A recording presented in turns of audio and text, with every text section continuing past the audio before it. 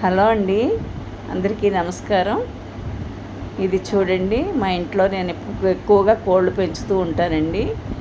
ఆ కోడి పిల్లలు చేసింది 11 గుడ్లు పెట్టాను. వేసవికాలం అండి. ఇది మన ఎలక్షన్ రోజు 13వ తారీఖున పిల్లలు చేసిందనమాట. చూడండి ఎంత బాగా చేసిందో. లాస్ట్లో ఒక గుడ్డు ఇలా మిగిలిపోయింది. అయితే మిగిలిపోతే అది పిల్ల చనిపోలేదండి, లోపల ఉంది, బ్రతికే ఉంది. మనం దాన్ని సేవ్ చేయాలన్నమాట. నెమ్మదిగా ఆ గుడ్డుని అలా ఒలిసేస్తే ఆ పిల్ల సేవ్ అయిపోతుందండి, బతికేస్తుంది. అది గుడ్డు పొడిచింది కానీ ఆ పిల్లకి బలం సరిపోవట్లేదు బయటికి రావడానికి. పెంకు చాలా గట్టిగా ఉంది. ఆ పై పొర కూడా తన శరీరానికి పట్టేసి ఉందన్నమాట. అందువల్ల మా అబ్బాయి దాన్ని నెమ్మదిగా ఒలుస్తున్నాడు. దానికి ఏమాత్రం ఇబ్బంది కలగకుండా. బ్లడ్ వస్తుందని అంటే దాని శరీరం నుండి బ్లడ్ రావట్లేదండి, గుడ్డే బ్లడ్గా మారుతుంది. ఆ గుడ్డు లోపల ఉన్న సొన మాత్రం రక్తం ముద్దగా మారి ఆ ముద్దే రక్తపు ముద్దే పిల్లగా మారుతుంది. ఇదంతా ఎంత దేవుడి సృష్టి అండి ఇది. అలా ఒక గుడ్డులో నుంచి ఒక ప్రాణి బయటికి రావటం అనేది అది నిజంగా సృష్టి రహస్యం.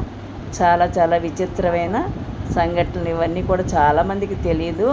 సిటీలో ఉన్నవాళ్ళు ఇప్పుడు కోళ్ళు పెంచడం అస్సలు తెలియదు. మాది పల్లెటూరు కాబట్టి మేము కోళ్ళను పెంచుకుంటూ ఉంటానండి. అలాగే ఇంట్లో మొక్కలు కూడా పెంచుకుంటూ ఉంటాను. ఇంటిలోనూ మిద్దె పైన అలా మొక్కలు పెంచుతూ ఉంటానండి. నాకు ఇంకా రిటైర్ అయిపోయిన తర్వాత, రిటైర్ అయ్యే 4 సంవత్సరాలు అయిందండి. రిటైర్ అయిన తర్వాత నాకు ఇదే పని. చాలా పెద్ద ఉద్యోగం ఇది. ఇంటి దగ్గర నాకు పిల్లల్ని చూసుకోవటం కంటే కూడా ఈ కోళ్ళను చూసుకోవటం చాలా పెద్ద పని. కోళ్ళని జాగ్రత్తగా చూసుకోవాలి. అవి గూటికి వచ్చే వరకు కూడా బయట వదిలేస్తాం, కానీ పొద్దున్న, మధ్యాహ్నం, సాయంత్రం 3 పూట్ల మేత వేసి నీళ్లు పెట్టాలి. వేసవికాలం పసిపిల్లల కంటే ఎక్కువగా చూసుకోవాలన్నమాట. మన మొక్కల్ని కూడా అలాగే పెంచుకోవాలండి.